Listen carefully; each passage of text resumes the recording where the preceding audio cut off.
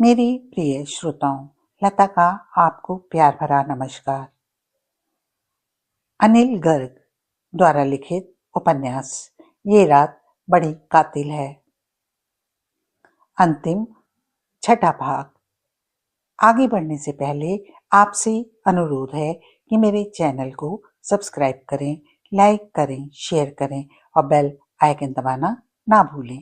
धन्यवाद। रागिनी तान्या को उठाकर सोफे पर बिठा चुकी थी। गुरु, एक बार अंदर चेक कर लो कि ये यहाँ क्या गुल खिलाने आई थी। तब तक मैं इस पर नजर रखती हूँ। रागिनी ने मुझे बोला कि मैं अंदर के कमरे की ओर बढ़ गया। अंदर कुछ भी बिखरा हुआ नजर नहीं आया। अभी कुछ सही सलामत था।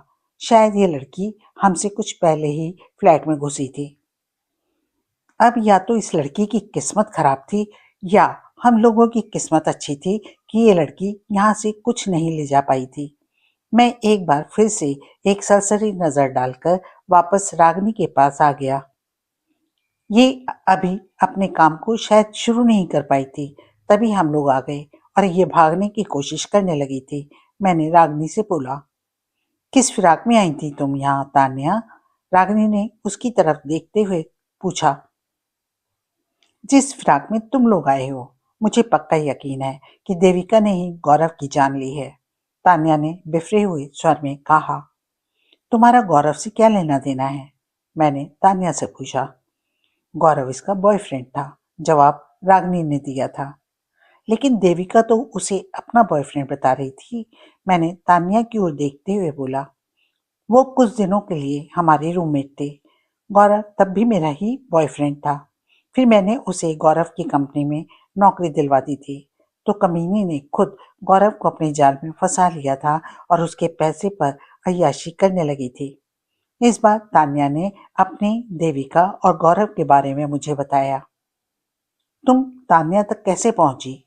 मेरे इस वक्त इतने सवाल पूछने की एक ही वजह थी कि रागिनी ने अभी तक तान्या तक पहुंचने की कहानी नहीं बताई थी। संध्या तान्या की ही रूममेट थी।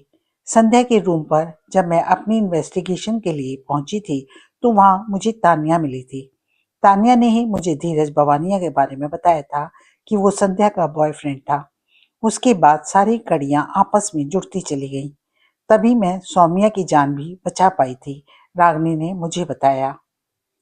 चलो इन सारी कड़ियों को हम लोग बैठकर बाद में जोड़ते हैं। इस वक्त तो तान्या मैडम, अगर आप चाहती हो कि हम गौरव के कातिलों को जल्द से जल्द पकड़ लें तो इन लोगों के बारे में जो भी जानकारी जानती हो उसे बताने में जरा सी भी कोताही ना करो।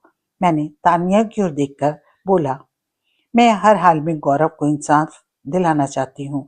उन्होंने ना सिर्फ मेरा प्यार मुझसे छीना है, बल्कि एक बूढ़ी माँ से उसके बुढ़ापे का इकलौता सहारा भी छीन लिया है। ये बोलकर तान्या फफक फफक कर रो पड़ी। फिर ये बताओ कि देविका का गौरव को मारने के पीछे क्या खास मकसद रहा होगा, अगर सच में देविका ने ही गौरव का कत्ल किया है? मैंने तान्या से पूछा। देविका अब धीरज बवानिया के साथ मिलकर वसूली का धंधा करने लगी थी। धीरज और गौरव की मुलाकात मेरे ही रूम पर एक दो बार हुई थी। धीरज और देविका दोनों ही जानते थे कि गौरव के पास पैसे की कोई कमी नहीं है। वे लोग गौरव को देविका के साथ बने एक सेक्स वीडियो के बल पर ब्लैकमेल कर रहे थे। उस वीडियो के बदले वो कुंडली वाले एक इंडस्ट्रियल प्लॉट को अपने नाम करवाना चाहते थे, जिसके लिए गौरव किसी भी हाल में तैयार नहीं हो रहा था।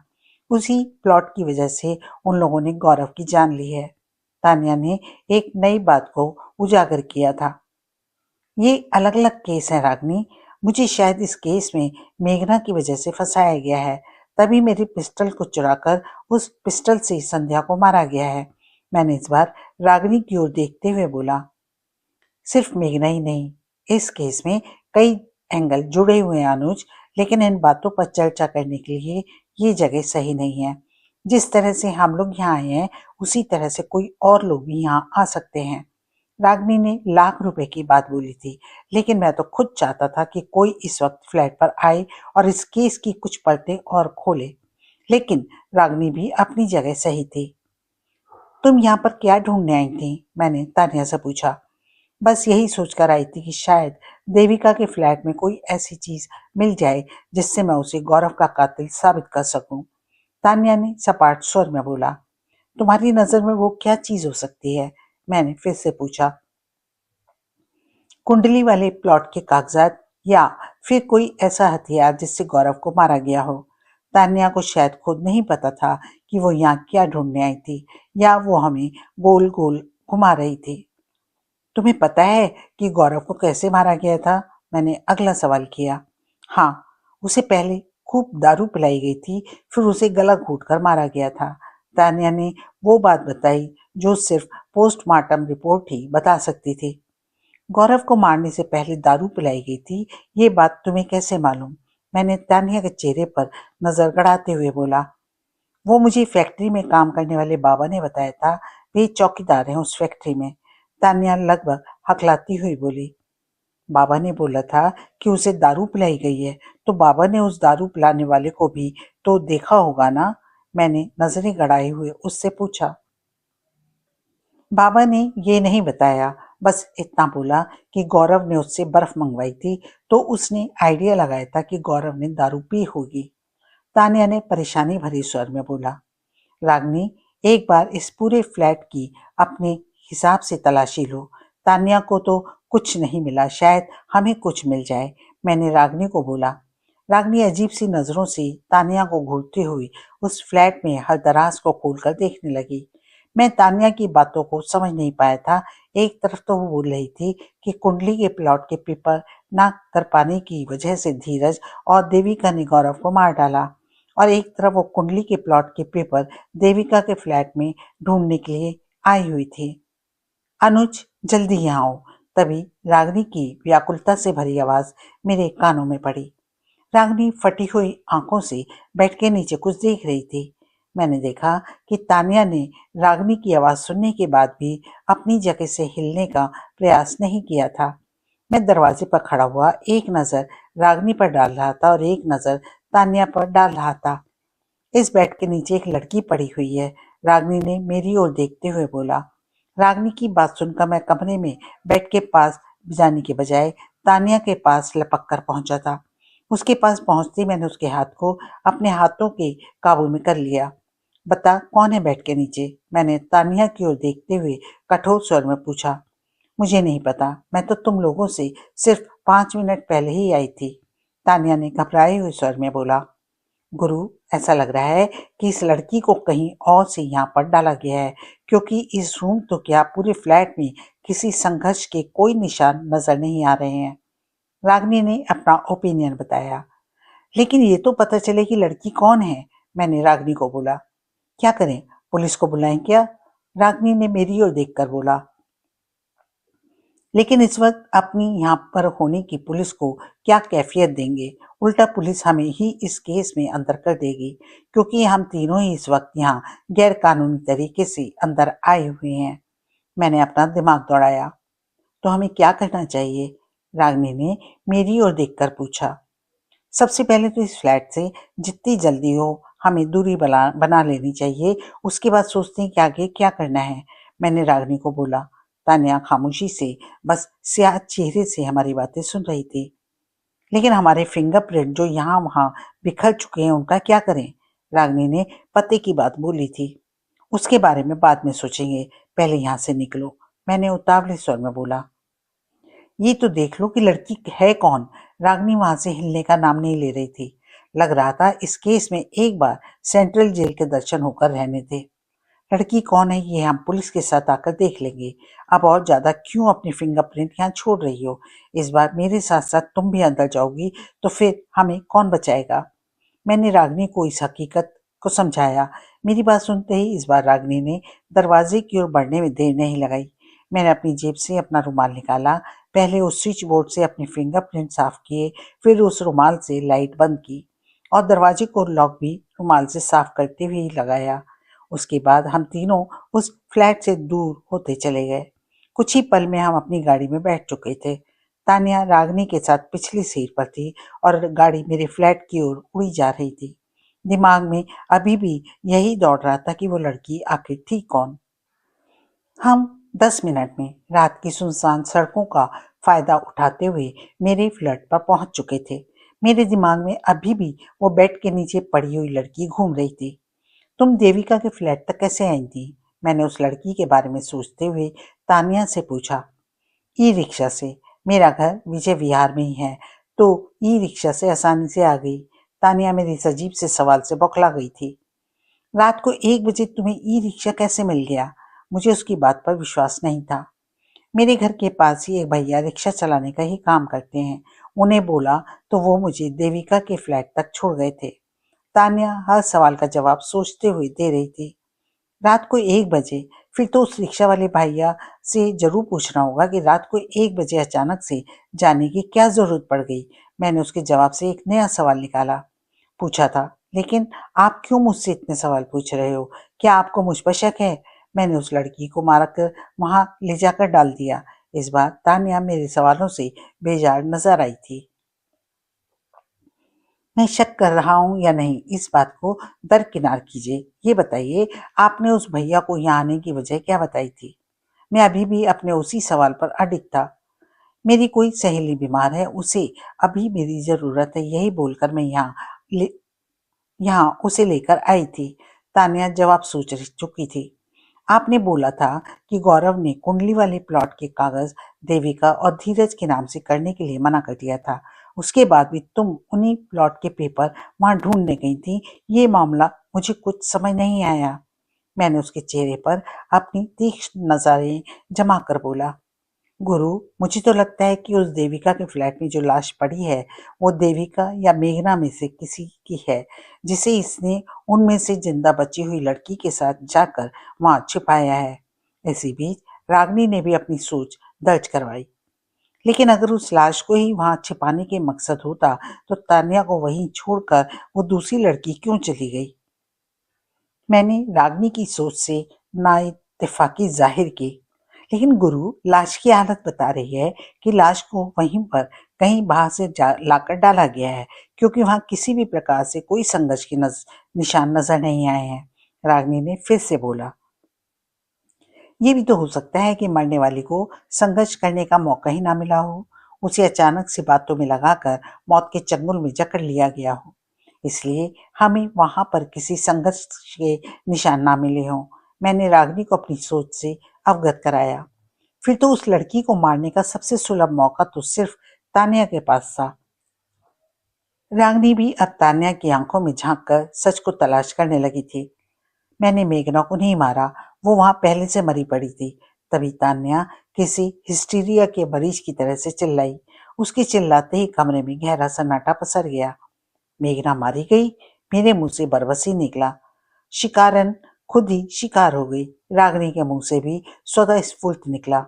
लेकिन उसे मारने की वजह क्या रही होगी और उसे किसने मारा होगा? मैंने फिर से बोला। मुझे तो अभी तक इस पूरे केस में मेघना का रोल ही समझ नहीं आया। तुम्हारे मुताबिक राजीव बंसल ने सौम्या को मारने की सुपारी धीरज को दी थी। फिर मेघना क्यों सौम्या को मारना चाहेगी? जैसा कि हम पहले सोच रहे थे कि मेघना जेल से बाहर आई ही सौम्या को मारने के लिए है। फिर मैंने अपने दिमाग के घोड़े दौड़ाए। मेघना को इस बात का इल्म तो था ही कि अपने ऊपर कोई भी खतरा महसूस होते ही वो तुम्हें जरूर बुलाएगी। रागिनी ने मेरी ओर देखकर बोला। हाँ, ये तो स्वाभाविक सी बात है, मैंने बोला। तुम्हारे सौम्या के साथ रहते हुए उनका प्लान कामयाब नहीं हो सकता था, इस बात को मेघना और राजीव बंसल अच्छी तरह से जानते थे। इसलिए पहले उन्होंने तुम्हें ही अपने रास्ते से हटाने की सोची होगी, इसलिए ये सब हुआ। तुम्हारी पिस्टल चोरी की, फिर उसी पिस्टल से संध्या को मारकर उसके कत्ल में तुम्हें फंसाया। अगर केस उस देवप्रिय के हाथों में ही होता और शर्मा जी की तुम पर छत्र छाया ना होती, तो तुम्हें 12 के भाव से नापने के लिए देवप्रिय तैयार बैठा था। फिर भी अपने प्लान में वो लोग 50% तो सफल हो ही गए थे। लेकिन इन सब में वे मुझे भूल गए कि एक अपने गुरु अनुज की भी शागिर्द है, जिसका नाम रागिनी है।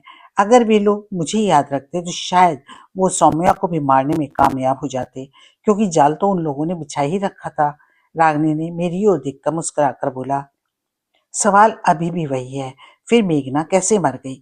क्या वो देविका के साथ किसी और खेल में भी शामिल थी, जिस वजह से हो सकता है कि देविका ने ही मेघना की जान ली हो? मैंने नई बात बोली। कोई बड़ी बात नहीं। अपराधी मानसिकता के लोग अपने फायदे के लिए किसी को भी मार सकते हैं। रागिनी ने मेरी बात का समर्थन किया। तान्या की बातों में भी तो ढेर सारा विरोधाभास है। ये क्यों इतना झूठ बोल रही है? मेरा ध्यान फिर से तान्या की तरफ जा चुका था। अनुज सर, प्लीज भगवान के लिए मुझ पर शक करना बंद कीजिए। मैं सिर्फ वहां कोई ऐसा सबूत ढूंढने गई थी जिससे कि मैं गौरव के हत्यारों को फांसी की सजा दिलवा सकूं। तान्या ने पुरजोर लहजे में बोला। जब देविका के फ्लैट पर हमने उस लड़की की लाश को देखा तो हमने तभी क्यों नहीं बताया कि मरने वाली मेघना है? मैंने एक बार फिर शक भरा सवाल पूछा। मैं घबरा गई थी, यही सोचकर कि कहीं तुम लोग मुझे ही कातिल ना समझने लगो। ये बोलकर तान्या अपने दोनों हाथों से चेहरा छुपाकर अपने सिर को झुकाकर बैठ गई। तान्या भी सौम्या की कंपनी में ही काम करती थी। रागिनी ने मुस्कुरा कर बोला। मतलब मेघना, देविका और तान्या सब एक ही जहाज के पक्षी हैं। मेरे मुंह से बरबस निकला। हाँ गुरु, लेकिन ये कुछ अजीब नहीं लगता? रागिनी ने मेरी ओर देखकर बोला। अजीब तो लग रहा है, लेकिन इन सब पापियों का एक साथ इकट्ठा होने का कारण तो हमारे सामने है। सौम्या के साथ साथ वो अपने दुश्मनों को भी निपटाना चाहते थे और उनका इल्जाम हम पर लगाकर हमें भी राजीव बंसल की बगल वाली खोली ही सेंट्रल जेल में दिलवाना चाहते थे। मैंने मुस्कुराते हुए बोला। मेरी बात सुनकर रागिनी भी मुस्कुरा दी। लेकिन संध्या की देविका से क्या दुश्मनी हो सकती थी? और मेघना का मारा जाना भी कुछ हजम नहीं हो रहा है। रागिनी का दिमाग अब तक सोच सोच कर चक्कर हो चुका था। संध्या और देविका की दुश्मनी की बाबत तो हमें तान्या ही बता सकती है। आखिर ये तीनों ही एक समय रूममेट रह चुकी हैं। मैंने तान्या की ओर देखकर बोला। संध्या और देविका, मैं धीरज को लेकर तनातनी जरूरी थी, लेकिन वो देविका की जेल जाते ही खत्म सी हो गई थी और संध्या भी अपनी नॉर्मल लाइफ जी रही थी। धीरज देविका से 3 महीने पहले ही जेल से बाहर आ चुका था, इसलिए संध्या दोबारा से उसकी जिंदगी में दस्तक दे चुकी थी। तान्या ये बोलकर चुप हो गई। क्या देविका की वजह से पहले धीरज और संध्या के संबंध खराब हुए थे? मैंने अगला सवाल किया। हाँ, दूसरे के बॉयफ्रेंड छीनने में तो उसे महारत हासिल थी। मेरे साथ भी वो ये हरकत कर चुकी थी। मैंने ही उसे गौरव की कंपनी में नौकरी दिलवाई और उसने मेरा ही पत्ता साफ करवा दिया। लेकिन धीरज बवानिया एक गैंगस्टर के रूप में जाना जाता है, तो पुलिस ने उसे गैंगस्टर एक्ट में क्यों नहीं बुक किया? वो इतनी जल्दी बाहर कैसे आ गया? मैंने हैरानी से बोला। वो सिर्फ पब्लिक की नजर में गैंगस्टर है। पुलिस की फाइल में वो उस समय तक गैंगस्टर नहीं था। उसका कोई रिश्तेदार पुलिस में बहुत बड़ा अफसर है, उसकी मेहरबानी से बच जाता था। लेकिन इस बार ऊपर वाले ने ही इंसाफ कर दिया। तान्या ने बोला। तुम्हारी नजर में प्रेम त्रिकोण के चलते देविका ने संध्या का कत्ल किया और उस कत्ल में मुझे फंसाने की साजिश की। बिल्कुल यही वजह तो तुम्हारे पास भी थी। देविका ने तुम्हारे साथ भी वही किया था जो उसने संध्या के साथ किया। फिर उसने तुम्हें क्यों नहीं मारा, या तुमने उसे क्यों नहीं मारा? मैंने फिर से एक बार गौर से तान्या के चेहरे के भाव पढ़ने के प्रयास किए। कहीं ऐसा तो नहीं है कि उस बेड के नीचे देविका की ही लाश पड़ी हो? तुमने इस आशंका से उसे मार डाला हो कि कहीं संध्या की तरह वो तुम्हें ना मार डाले। फिर तुम्हारे पास तो और भी बड़ा कारण है देविका को मारने का। गौरव का कातिल भी तो तुम उसी को मानती हो। इस बार रागिनी ने वाकई काम का पॉइंट बोला था। तुम लोग मेरे ही पीछे क्यों पड़े हुए हो? मैं कितनी बार बोलूं कि मैंने किसी को नहीं मारा। वो लाश वहां पहले से मौजूद थी। तान्या ने अपना पुराना राग लापा। अच्छा, जब तुम फ्लैट में घुसी तो लाश कहाँ थी? मतलब तुमने लाश को पहली बार कहाँ पर देखा था? मैंने फिर से पूछा। जहां पर तुमने देखा था वहीं पर मैंने देखा था, उसने बिना झिझक के जवाब दिया। तुमने तो बोला था कि तुम हमसे सिर्फ 5 मिनट पहले ही उस फ्लैट में पहुंची थी, तो तुमने फ्लैट में जाते ही अंदर बेडरूम में उस बेड के नीचे किस काम से झांका था? मैं सवाल दर सवाल किए जा रहा था। मेरे इस सवाल का उसके पास तत्काल कोई जवाब नहीं था। अच्छा ये बताओ, तुम उस फ्लैट के अंदर कैसे गई थी? क्या उस फ्लैट की चाबी तुम्हारे पास थी? अगर थी तो वो चाबी अभी भी तुम्हारे पास ही होनी चाहिए। इस बार रागिनी ने बिल्कुल उसके सामने आकर पूछा। वो बौखलाई हुई नजरों से कभी रागिनी को और कभी मेरी ओर देखे जा रही थी। तभी एक जोरदार थप्पड़ की आवाज उस कमरे में गूंज गई थी। रागिनी का हाथ का तमाचा पड़ते ही तान्या ने एक हाथ अपनी गाल पर रखते हुए रागिनी को खा जाने वाली नजरों से घूरा। बहुत हो गया तेरा ड्रामा। ये बता, तुम वहां गई तो किसके साथ थी? वहां पर लाश मेघना की नहीं, देविका की पड़ी हुई है। अब ये बता, किसके साथ मिलकर तुमने देविका को मारा है? रागिनी ने खतरनाक लहजे में उससे पूछा। वो कमीनी मरने के लिए ही लायक थी। उसने पहले संध्या को मारा, फिर गौरव को मारा। उसके बाद भी अगर मैं उसे जिंदा छोड़ती तो उसका अगला शिकार मैं ही बनने वाली थी। तान्या ने घायल स्वर में रागिनी को बोला था। अब आई ना तुम लाइन पर। इतनी देर से दिमाग का दही किया हुआ था तुमने। रागिनी ने उसकी तरफ घूरते हुए बोला। अब जल्दी से उसका नाम भी बोलो जिसके साथ तुमने ये कारनामा अंजाम दिया है। रागिनी ने फिर से पूछा। मुझे पुलिस के हवाले कर दो। अब जो भी बोलना होगा पुलिस के सामने ही बोलूंगी। तान्या ने अजीब से जिद भरे स्वर में बोला। ठीक है, तुम्हारी ये भी इच्छा हम पूरी कर देते हैं। हमारे सामने बोलो या पुलिस के सामने बोलो, बात एक ही है। मैंने हमें ही सब कुछ बताने की कोई जिद नहीं की। कौन सी नई चाल चल रही है तू? इस बार रागिनी ने बदले हुए स्वर में बोला। मैं अब क्या चाल चलूंगी? मैंने कबूल तो कर लिया है कि मैंने ही देविका को मारा है। तान्या ने रागिनी की ओर देखते हुए जवाब दिया। पुलिस के आते ही तुम अपने बयान से पलट जाना। बोलना कि देविका को हमने मारा है, क्योंकि इस वक्त उस फ्लैट में हमारी मौजूदगी के निशान जगह जगह मिल जाएंगे। बस जहां तुम्हारे हमारे निशान मिले, तुम्हारा बयान काफी है हमें फांसी पर चढ़वाने के लिए। रागिनी ने बड़ी दूर की सोची थी। चिंता मत करो, ये ऐसा कुछ नहीं कर पाएगी। जब से इसने इस फ्लैट में कदम रखा है तब से इसकी हर पल की रिकॉर्डिंग मेरे पास है। मैंने रागिनी की वाजिब चिंता की तलवार को उसके सिर से हटाया। वाह गुरु, ये तो बढ़िया काम किया तुमने। लेकिन उस रिकॉर्डिंग में तो हमारा इकरारनामा भी आ जाएगा कि हम भी उस फ्लैट में मौजूद थे। रागिनी ने फिर से बोला। पुलिस को हम उस फ्लैट में मौजूद लाश के कातिल को थाली में परोसकर दे रहे हैं और उसकी एवज में छोटी सी गलती तो मैं माफ करवा लूंगा। मैंने रागिनी को दूसरी दुश्वारी से निजात दिलवाया। लेकिन लाख रुपए का सवाल अभी भी खड़ा है कि अगर देविका मर चुकी है तो मेघना कहाँ है? रागिनी फिर से सोच में डूब चुकी थी। इस सवाल का जवाब भी मुझे चाहिए था। अब सबसे पहले हमें देविका के कत्ल की जानकारी पुलिस को देनी चाहिए। तभी रागिनी ने मेरी सोच को भंग किया। अभी दिन तो निकलने दो, नहीं तो पुलिस हमसे ही सवाल करेगी कि हमें क्या रात को सोते हुए सपना आया था कि देविका की लाश उसके फ्लैट में पड़ी है। मैंने रागिनी को बोला। ये सवाल तो पुलिस हमसे दिन निकलने के बाद भी पूछ सकती है, लेकिन मेरे दिमाग में एक आइडिया आया है। हम पुलिस को बोल सकते हैं कि हम देविका के गायब होने की वजह से देविका के फ्लैट की निगरानी कर रहे थे। तभी हमने इस लड़की को फ्लैट से निकलते हुए देखा। जब हमने इसे पकड़ा तब हमारी पूछताछ में इसने कबूल किया कि इसने देविका को मारकर उसकी लाश को बेड के नीचे डाला है। इसकी बात को सुनकर हम इसकी बात की सच्चाई पता लगाने के लिए इसके साथ फ्लैट के अंदर गए। तब हमने वहां देविका की लाश को देखा। फिर हमने पुलिस को इसकी सूचना देना अपना राजधर्म और एक नागरिक का कर्तव्य समझा। रागिनी ने पल भर में ही पुलिस की हर पूछताछ का तोड़ तैयार कर लिया था। फिर इस मैडम को दोबारा देविका के फ्लैट पर लेकर चले। मैंने अपनी जगह से उठते हुए बोला। मुझे जाने दो ना, वो कमीनी थी ही इस लायक। उसे उसके कर्मों की सजा दी है मैंने। तुम लोग तो जानते ही हो कि वो कितनी खतरनाक लड़की थी। अगर मैं उसे ना मारती तो वो मुझे मार डालती। तान्या ने इस बार अपने दोनों हाथ जोड़कर हमसे प्रार्थना भरे स्वर में कहा। देविका का कत्ल तुमने अकेले तो नहीं किया है। अगर अपने साथियों का नाम हमें बता दोगी तो शायद तुम्हें बचाने के बारे में कुछ सोच सकते हैं। रागिनी ने उसकी ओर देखते हुए बोला। वो ब्लैकमेल कर रही थी इसलिए मारी गई। तानिया ने अचानक से बोला। क्या तुम्हें ब्लैकमेल कर रही थी, इस वजह से मारी गई? मैंने उसकी तरफ देखते हुए पूछा। नहीं, मैं तो उसकी इस वजह से दुश्मन थी क्योंकि मैं उसके हर राज से वाकिफ थी। ब्लैकमेल तो वो किसी और को कर रही थी। तान्या ने शून्य में निहारते हुए कहा।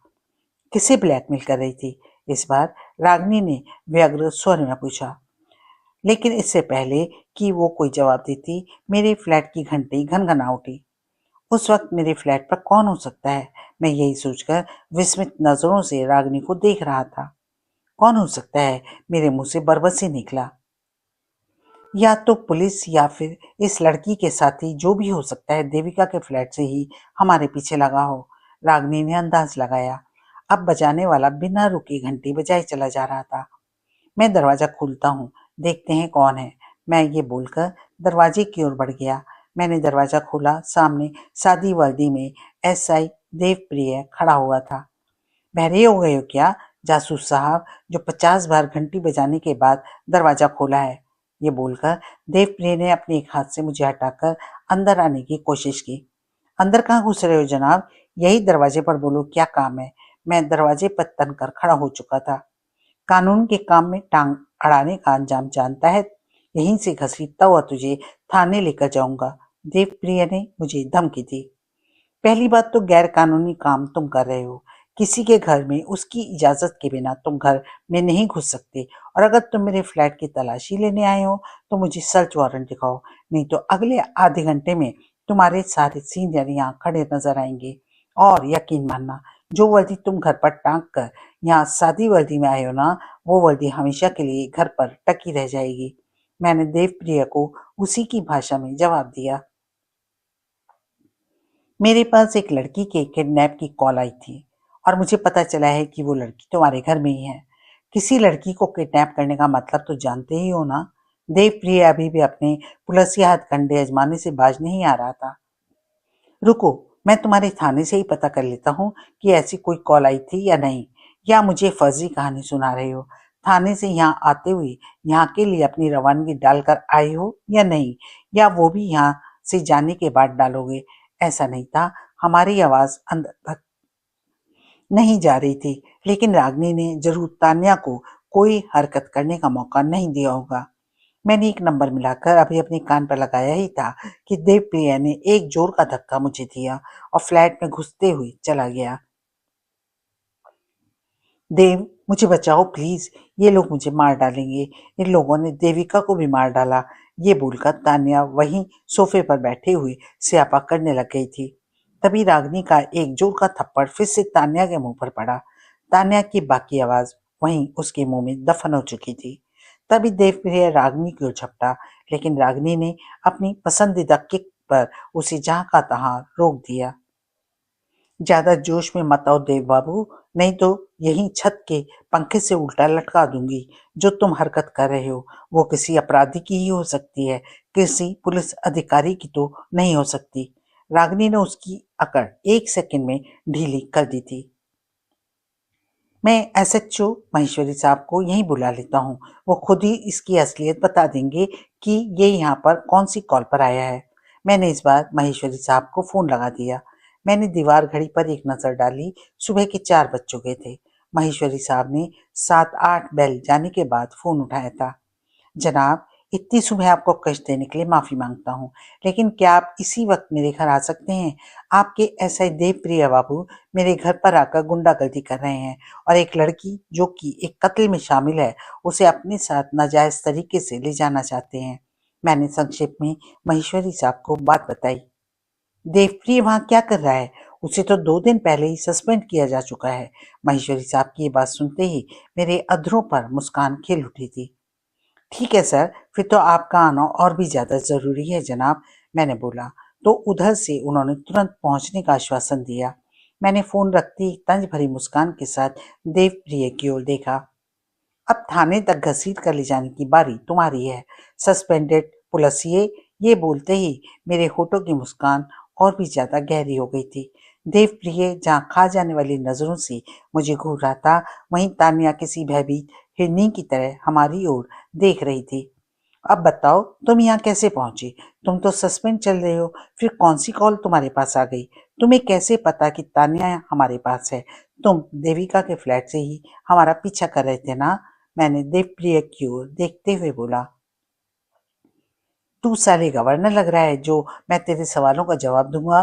देवप्रिय अभी भी अपनी अकड़ में था। तुम जानते हो, तुम इस वक्त गैर कानूनी तरीके से मेरे घर में घुसे हुए हो। इस वक्त अगर मैं तुम्हें जमीन में गाड़ दूं तो भी कोई मेरा कुछ नहीं उखाड़ पाएगा।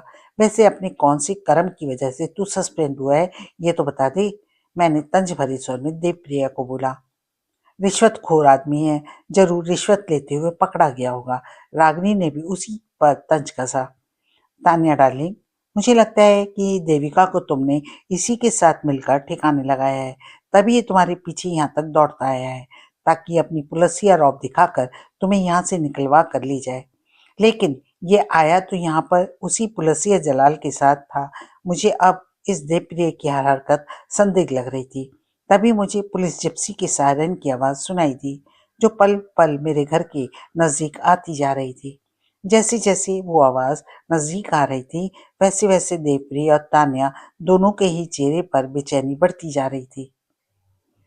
इस वक्त माहेश्वरी साहब के साथ एसआई भगवान सिंह और 4 कांस्टेबल के साथ हम लोग देविका के फ्लैट में पहुंच चुके थे। चूंकि हम देविका की लाश के बारे में पहले से ही पुलिस को बता चुके थे, इसलिए माहेश्वरी साहब और भगवान सिंह बिना रुके ही सीधे बेडरूम में गए। सर, लाश से किसी किस्म की कोई बदबू तो नहीं आ रही है। ऐसा लगता है आज रात को ही इस लड़की को मारा गया है। भगवान सिंह ने देविका की लाश को बेड के नीचे झांकते हुए देखकर बोला। तुम फॉरेंसिक टीम को बुलाओ और इस फ्लैट के चप्पे चप्पे की तलाशी लो। मुझे इस मामले में देवप्रिय की संलिप्तता के बारे में पता लगाना है। अगर वो भी इस मामले में शामिल हुआ तो डिपार्टमेंट की बहुत बड़ी बदनामी होने वाली है। भगवान सिंह, महेश्वरी साहब ने चिंतित स्वर में बोला। ये तो शुक्र है कि 2 दिन पहले ही इसे सस्पेंड कर दिया गया था, नहीं तो जवाब देना भारी पड़ जाता सर। भगवान सिंह ने अपने साहब की हाँ में हाँ मिलाई। जनाब, इन लोगों की एक साथी और थी, मेघना, वो भी गायब है। उसके बारे में पता कीजिए सर, कहीं उसको भी इन लोगों ने ना मार डाला हो। मैंने उन लोगों के करीब जाकर अपनी शंका व्यक्त की। एक बार यहाँ से लाश पोस्टमार्टम के लिए भिजवा दें, उसके बाद इन लोगों से उस लड़की के बारे में भी पूछताछ करते हैं।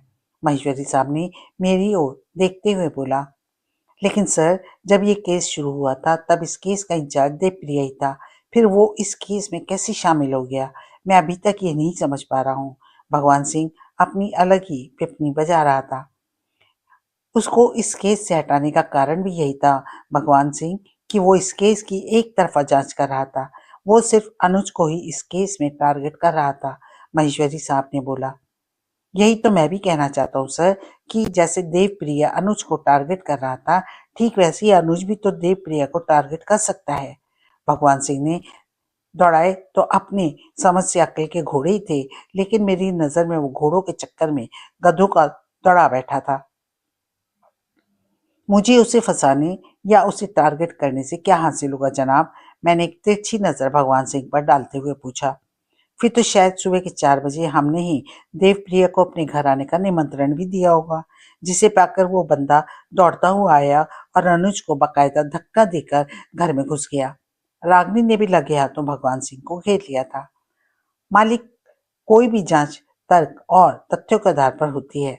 ये शायद और किंतु परंतु की उसमें कोई जगह नहीं होती। मैंने भगवान सिंह की ओर देखकर बोला। तुमने खुद कबूल किया कि तुम और रागिनी इस फ्लैट में आज रात को घुसे थे। तब तुम्हें ये लड़की तानिया यहाँ टकराई। जब तानिया यहाँ थी तो देवप्रिय क्यों नहीं तुम लोगों से टकराया? भगवान सिंह ने अब तर्क के साथ बात की। जब हम फ्लैट में आए थे तब इस फ्लैट में गुप अंधेरा था। इस अंधेरे में ही तान्या ने यहाँ से भागने की कोशिश की थी, लेकिन वो हमारी सावधानी और सतर्कता की वजह से भाग नहीं पाई। हो सकता है कि इस दरमियान देवप्रिय भी यहाँ फ्लैट के अंदर मौजूद हो, क्योंकि उस वक्त तक तो ये बंदा हमारी सोच से भी दूर दूर तक नहीं था।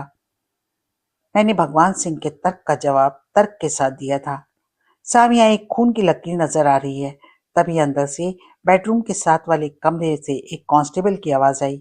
हम लोग सभी उस कमरे की ओर तेज कदमों से दौड़े। उस कमरे में ठीक सामने एक दीवार में एक बड़ी सी अलमारी बनी हुई थी। खून की लकीर उस अलमारी के सबसे निचले हिस्से से बहती हुई कमरे में दूर जाकर सूख गई थी। इस अलमारी का दरवाजा खोलो, महेश्वरी साहब ने उसी कांस्टेबल को बोला। दरवाजा खोलते ही खून में डूबी हुई एक लड़की की बॉडी बाहर की ओर गिरी। उस बॉडी के गिरते ही वो कांस्टेबल चीख के पीछे हट गया। हम सभी की नजर उस लड़की के चेहरे पर जम चुकी थी। वो मेघना थी। ये भी मारी गई। मेघना की लाश पर नजर पड़ते ही मेरे मुंह से अफसोसजनक लहजे में ये शब्द निकले थे। इंसान की महत्वाकांक्षा उसे कहां से कहां पहुंचा देती है। मेघना इसका जीता जागता सबूत थी। राजीव बंसल से इश्क का चक्कर चलाकर और सौम्या को रातों रात अपने रास्ते से हटाकर अरबपति बनने की जो अनैतिक महत्वाकांक्षा मेघना ने पाली थी, ये आज उसी का नतीजा था कि वो आज इस बेरहम मौत मारी गई थी। मामला बहुत ज्यादा संगीन हो चुका है अनुज बाबू। भगवान सिंह के शब्दों ने मुझे मेरी सोच से बाहर निकाला। मामला तो ये पहले दिन से ही संगीन था भगवान सिंह जी। अगर इन देवप्रिय साहब ने पहले से अपना ईमान ना बेचा होता तो देविका उसी रात पकड़ी जा सकती थी जिस रात वो मेरी पिस्टल चुरा कर भागी थी। उस दिन अगर ये साहब अपनी ड्यूटी को सही से अंजाम देते तो आज ये सब लोग जिंदा होते। मैंने भगवान सिंह को बोला। आम जनता और पुलिस के सोचने का नजरिया हमेशा अलग होता है अनुज बाबू। हमें हर पहलू को सोचकर हर मामले की तह तक जाना होता है। भगवान सिंह अब भी देवप्रिय की बचाने की जुगात में लगा हुआ था। मामले की तह तक जाने तक उस मामले की पुंगी बजा डालते हो, फिर क्या फायदा उस तह को जानने का भी, जब उस मामले के सब लोगों की लाशें बिक चुकी होती हैं। मैंने भगवान सिंह की बात का जवाब दिया। छोड़ो गुरु, घी तो हमेशा खिचड़ी में ही आएगा ना। ये तो अपने कुलीग को बचाने की कोशिश करेंगे। तभी रागिनी ने लाख रुपए की बात फ्री में कह डाली थी। सब लोग रूम से बाहर जाइए, हमें क्राइम साइट को चेक करना है। फॉरेंसिक टीम वहां पर पहुंच चुकी थी। मैं और रागिनी कमरे से बाहर आ गए। देवप्रिय तान्या को भी कुछ पुलिसकर्मी घेर कर खड़े थे। हम लोग भी उन्हीं के नजदीक जाकर खड़े हो गए। गौरव और संध्या का कत्ल होना तो समझ में आता है, लेकिन ये मेघना और देविका को क्यों मार डाला? मैंने उन दोनों पर नजर डालते हुए कहा। साले ज्यादा शान पत्ती मत दिखा, अभी सब कुछ पता चल जाएगा कि किसने किसको मारा है। तुम्हारे रात को 1 बजे इस फ्लैट में घुसने के सारे सबूत है मेरे पास। तुम दोनों ने ही इन दोनों को मार डाला है, क्योंकि ये दोनों तुम्हारी क्लाइंट सौम्या की जान की सबसे बड़ी दुश्मन थी। उसी के कहने पर तुमने इन दोनों को हमेशा के लिए खत्म कर दिया। देव डार्लिंग, हम लोग जासूस हैं ना कि सुपारी लेकर किसी की जान लेने वाले भाड़े के टट्टू। लेकिन तुम्हें किसने बताया कि ये दोनों सौम्या की जान की सबसे बड़ी दुश्मन थी? मैंने अपनी शक की निगाहों से उसकी ओर देखा। मुझे सब पता है। इन लोगों ने पहले भी सौम्या की जान लेने का प्रयास किया है और हर बार तुमने ही सौम्या को बचाया है। देवप्रिय ने एक कुटिल मुस्कान के साथ मेरी ओर देखते हुए बोला। सौम्या मेरी क्लाइंट है, उसे उसके दुश्मनों से बचाना मेरा फर्ज है, लेकिन हम लोगों को बचाते हैं, किसी को मारते नहीं। लेकिन गुरु, मुख्य सवाल तो अभी तक ये बना हुआ है कि मेघना और देविका क्यों मारी गईं। हमारी अभी तक की थ्योरी में तो सारे प्लान की मास्टरमाइंड ये दोनों ही थी और दोनों ही सौम्या को मारने की और तुम्हें फंसाने की पूरी प्लानिंग करके जेल से बाहर आई थी। फिर इन चोर को तो मोर कैसे पड़ गए? और सबसे बड़ी बात, देव भैया कब इन लोगों के साथ गलबैया हो गई और आज तो ये खुद इतने उतावले हो गए कि खुद ही हमारे सामने आकर एक्सपोज हो गए। रागिनी ने देवप्रिय की ओर देखते हुए बोला। चिंता मत करो, आज इस देव भैया की ही जन्म कुंडली निकालूंगा। लगता है इस बंदे की जन्म कुंडली में ही सारे पाप ग्रह आकर बैठे हुए हैं जो हमें असली मास्टरमाइंड तक लेकर जाएंगे। मैं ये बोलकर एक बार फिर उस कमरे की ओर बढ़ गया जिस कमरे में मेघना की लाश पड़ी हुई थी। तब तक फॉरेंसिक टीम के मुखिया मल्होत्रा साहब भी वहां पहुंच चुके थे। मल्होत्रा साहब से मेरी मुलाकात पहले भी कई ऐसे मौकों पर हो चुकी थी। जब उन्हें मैं उस लाश के पास नजदीक मिला तो उनकी जांच करने के लिए वे आए हुए थे।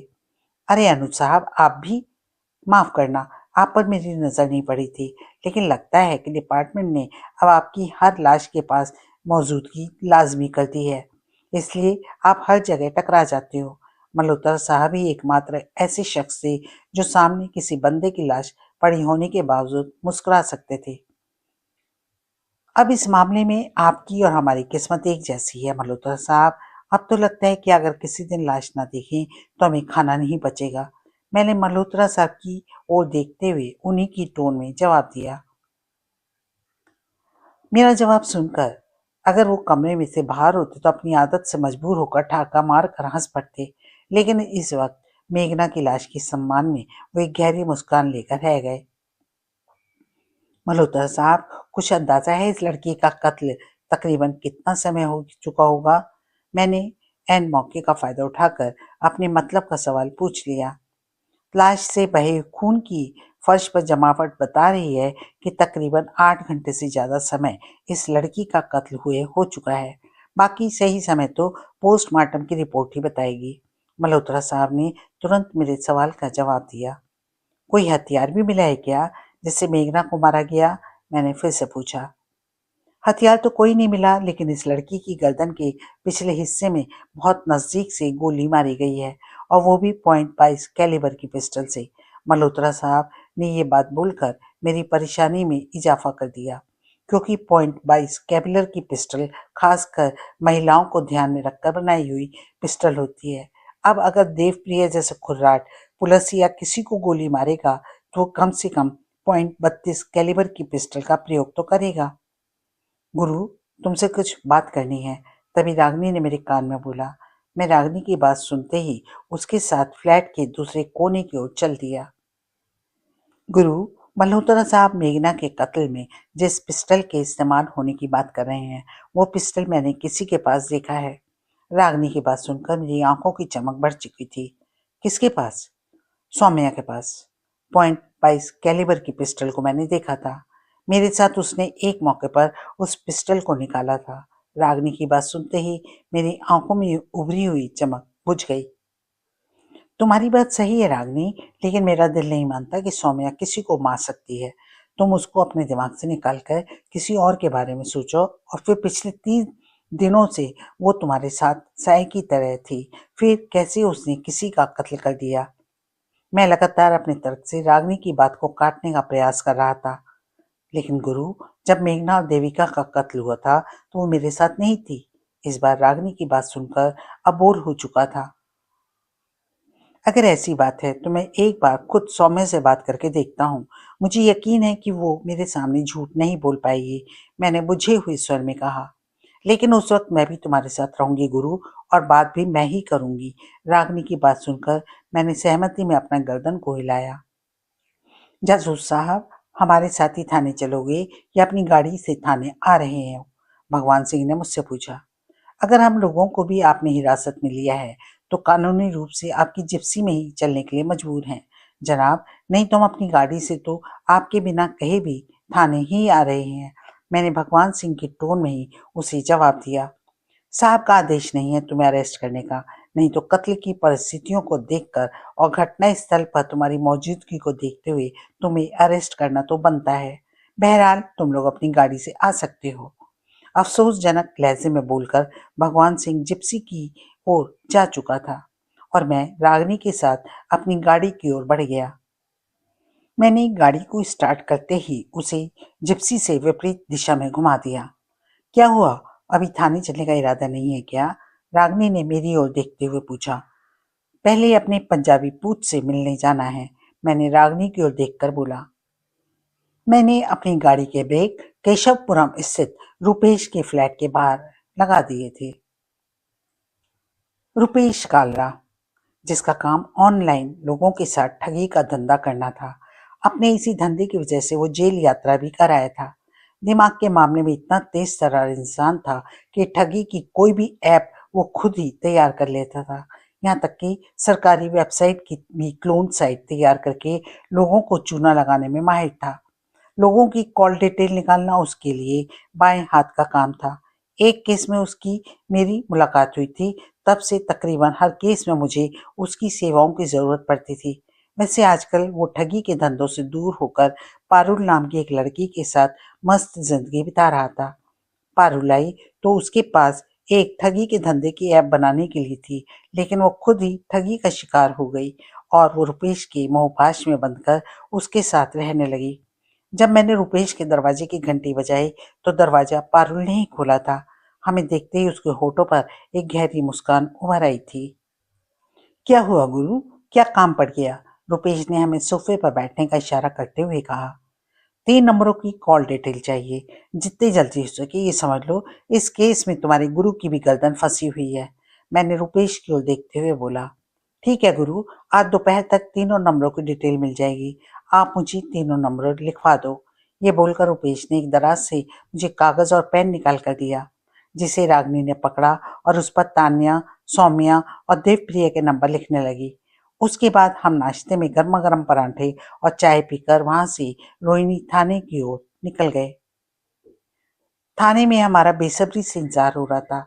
हम पर नजर पड़ते ही भगवान सिंह ने हमें कुर्सी पर बैठने का इशारा किया। कहाँ रह गए थे अनुज बाबू? कब से तुम्हारा इंतजार कर रहे हैं, भगवान सिंह ने शिकायती लहजे में बोला। सुबह के अत्यंत आवश्यक कार्यों का निष्पादन करने के लिए अपने घर गए थे जनाब। आज पूरी रात जाकर आपके मुजरिम पकड़े हैं।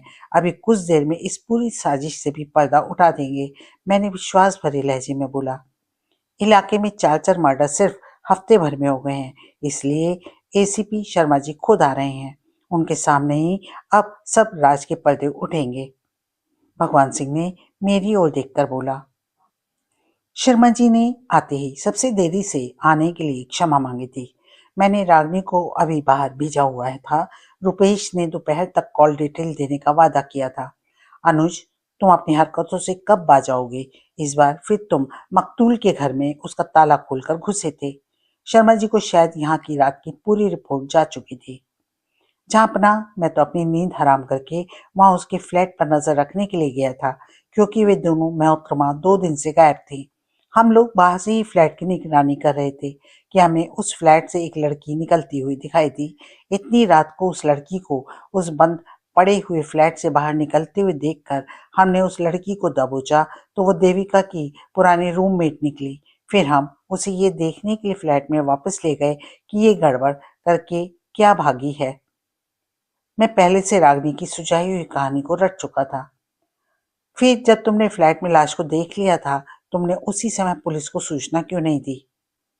जनाब, अगर उस वक्त मैं पुलिस को बुलाता तो आपके देवप्रिय बाबू सामने नहीं आते, जिन पर मुझे पहले से शक था कि वो बंदा भी इन कातिलों की टोली से मिला हुआ था।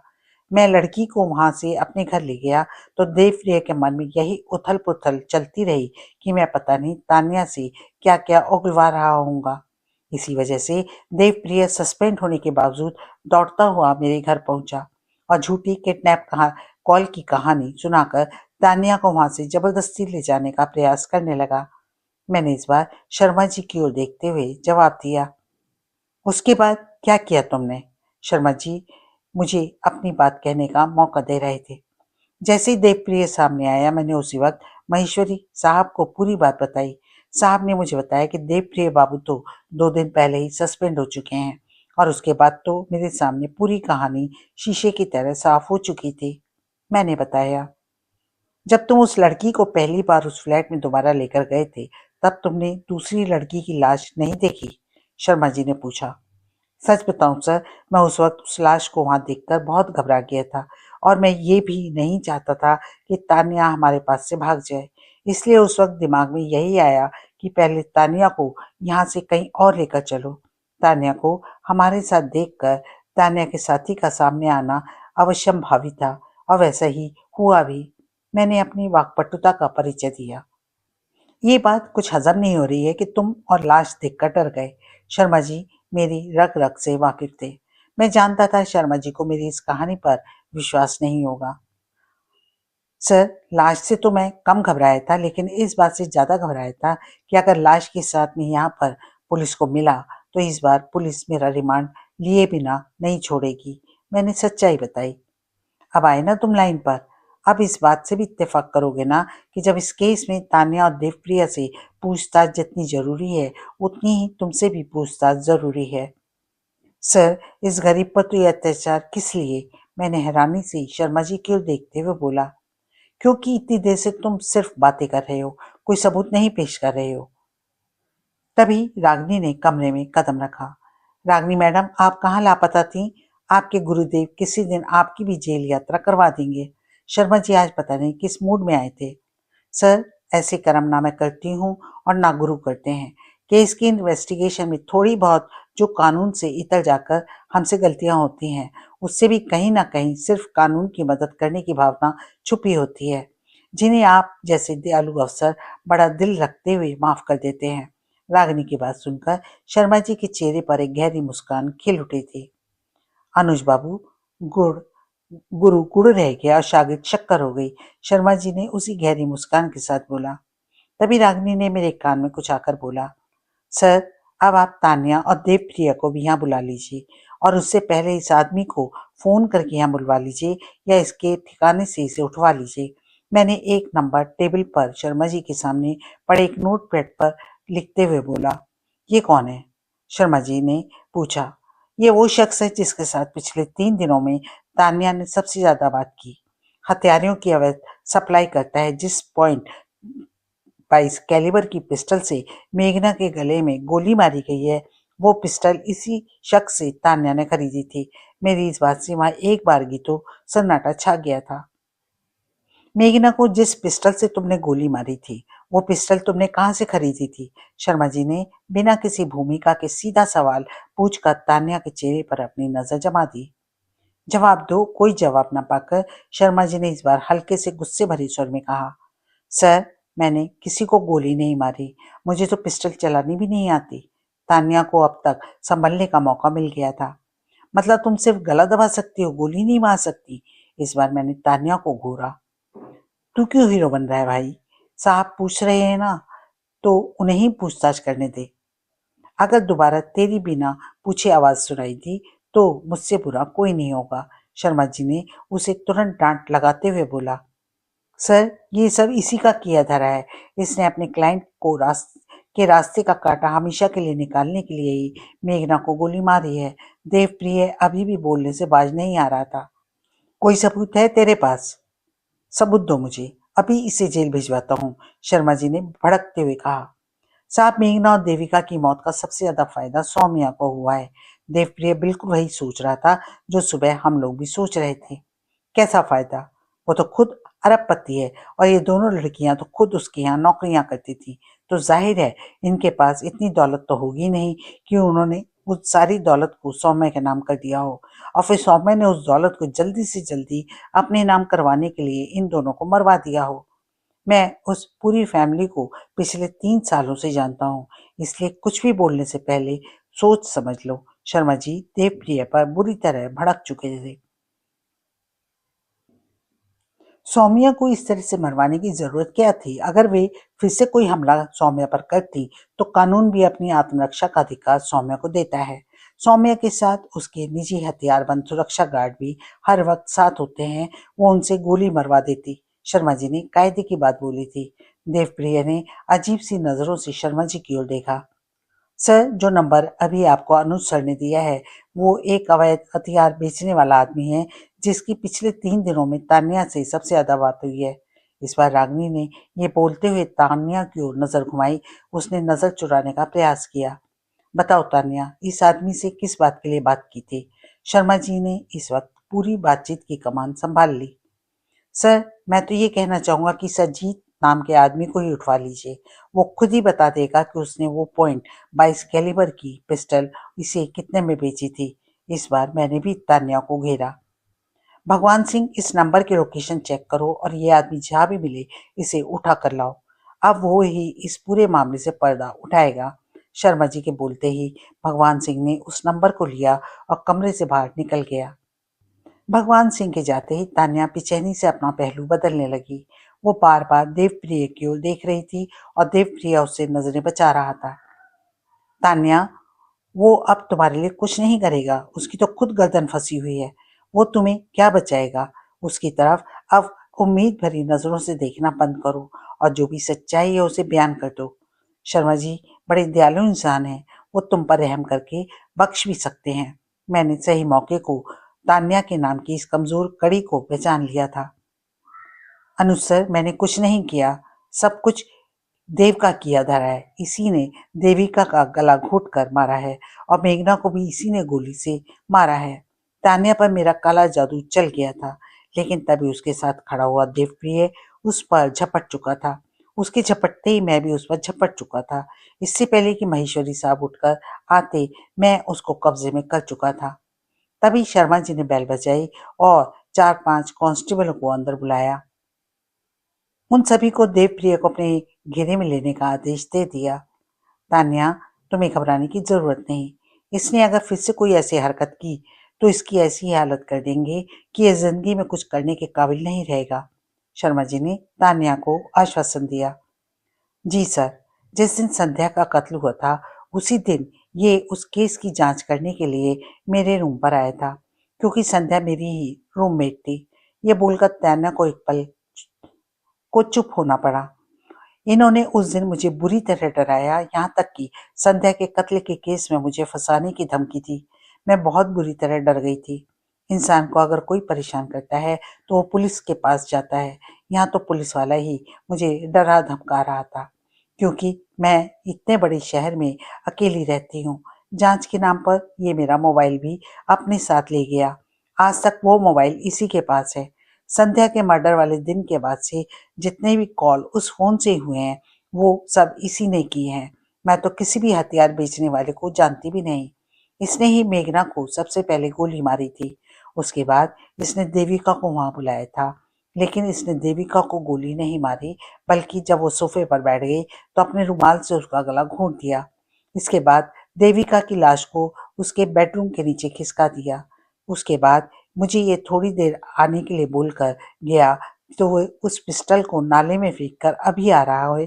जैसे ही ये बाहर गया, उसके 5 मिनट के बाद अनुज और रागिनी फ्लैट के अंदर आ गए। ये बोलकर तान्या एक बार फिर से चुप हो गई। उसकी बातें सुनते ही शर्मा जी ने घूर कर मेरी ओर देखा।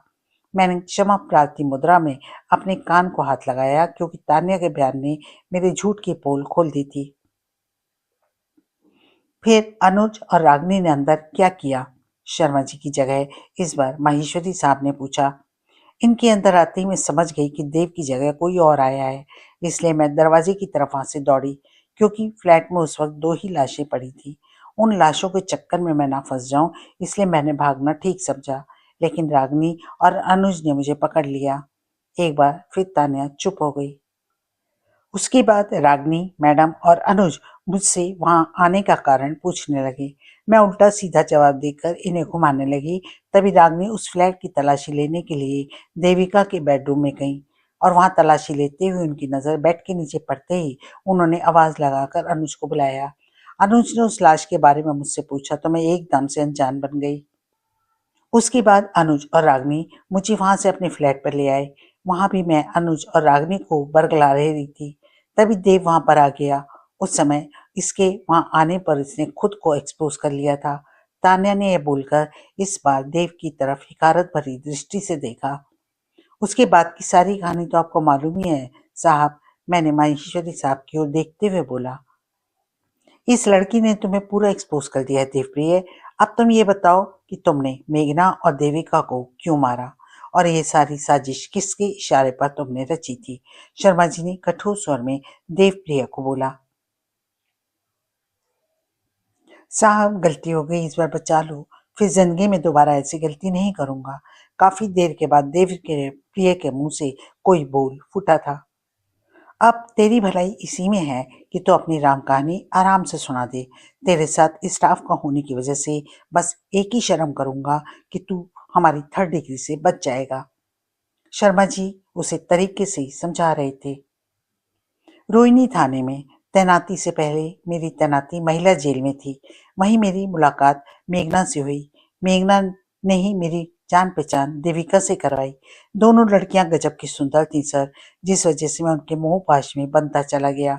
मेरी मेघना और देविका दोनों से ही अंतरंगता बढ़ती चली गई। उसी दौरान मेघना ने सौम्या और अनुज के बारे में बताया था। सौम्या ने बताया था कि सौम्या हमेशा अनुज की वजह से बच जाती है, और वो 2 बार उसे मारने का प्रयास कर चुकी है। जब मैंने उसे विश्वास दिलाया कि इस बार वो अपने इरादे में सफल नहीं होगी और इस बार सौम्या को मारने में जरूर सफल होंगे, हमारे बीच में पूरा सौदा 2 करोड़ रुपए में हुआ था। योजना के हिसाब से मुझे रोहिणी के उस थाने में अपनी पोस्टिंग करवानी थी जिस थाने में अनुज का फ्लैट आता था। मैंने 2 महीने पहले जुगाड़ से अपनी पोस्टिंग रोहिणी थाने में करवा ली। इन 2 महीनों में ही मेघना और देविका की भी जमानत होकर बाहर आ जाना था, जिसकी पूरी जिम्मेदारी एक बहुत बड़े वकील को मेरी मार्फत सौंपी गई थी। प्लान के मुताबिक देविका को अनुज के घर में घुसना था, और चाहे रात भर अनुज के घर में रहना पड़ता, लेकिन उसकी पिस्टल हर हाल में चुरा कर लानी थी, जिसमें देविका कामयाब भी हो गई थी। फिर उसी पिस्टल से उसी रात को संध्या को घर से बाहर बुलाकर गोली मार दी गई, और उसकी लाश को झाड़ियों में उस इलाके में लाकर डाला जो मेरे अंडर में आता था। इस पूरे खेल में मेरा काम था किसी तरह से अनुज को फंसाकर जेल भेजना। अनुज के जेल भेजते ही फिर हम सौम्या को टारगेट करते। इसके लिए मेघना और देविका ने दोबारा से अनुज के साथ उसके घर में जाकर उसकी पिस्टल वहां किचन में प्लांट कर दी और उसे बरामद भी मैंने खुद ही जाकर की थी। हमारा प्लान बिल्कुल ठीक चल रहा था। बस अब मुझे फॉरेंसिक रिपोर्ट का इंतजार था। मुझे पता था कि उस रिपोर्ट में क्या आना है। रिपोर्ट आते ही मुझे अनुज को जेल भेज देना था, लेकिन यहाँ पर अनुज की मदद आपने कर दी। अनुज आपको मेरी नियत के बारे में समझाने में कामयाब हो गया और मुझे एक उस केस से हटवा दिया। ये बोलकर वो फिर से चुप हो गया। फिर मैंने भगवान सिंह को इस बात के लिए सहमत कर लिया कि ये सारा किया धरा अनुज का ही है। मेरी ओर देखकर देवप्रिया कुटिलता से एक फीकी सी मुस्कान चेहरे पर ले आया। इसी वजह से भगवान सिंह का भी व्यवहार मेरे साथ अचानक से बदल गया था। लेकिन तुम्हारी यही चाल तुम पर भारी पड़ गई। बातों बातों में भगवान सिंह ने तुम्हारी थाने में ही ड्यूटी के दौरान दारू पीने की आदत के बारे में मुझे बता दिया था, जिसके बाद मैंने तुम्हारी दारू पीते हुए वीडियो बनाई और उसे सोशल मीडिया पर वायरल कर दिया और उस वीडियो को तुम्हारे कमिश्नर तक मैंने भेज दिया। उसके बाद तो तुम्हें सस्पेंड होने से कोई बचा नहीं सकता था। इसलिए कल रात को जब तुम मेरे घर में घुसने की कोशिश कर रहे थे, तब मैंने तुम्हें जानबूझकर नहीं घुसने दिया था, क्योंकि मुझे मालूम था कि तुम मेरा कुछ नहीं उखाड़ सकते थे। इसलिए ही मैंने उसी वक्त महेश्वरी साहब को फोन करके बुला लिया था।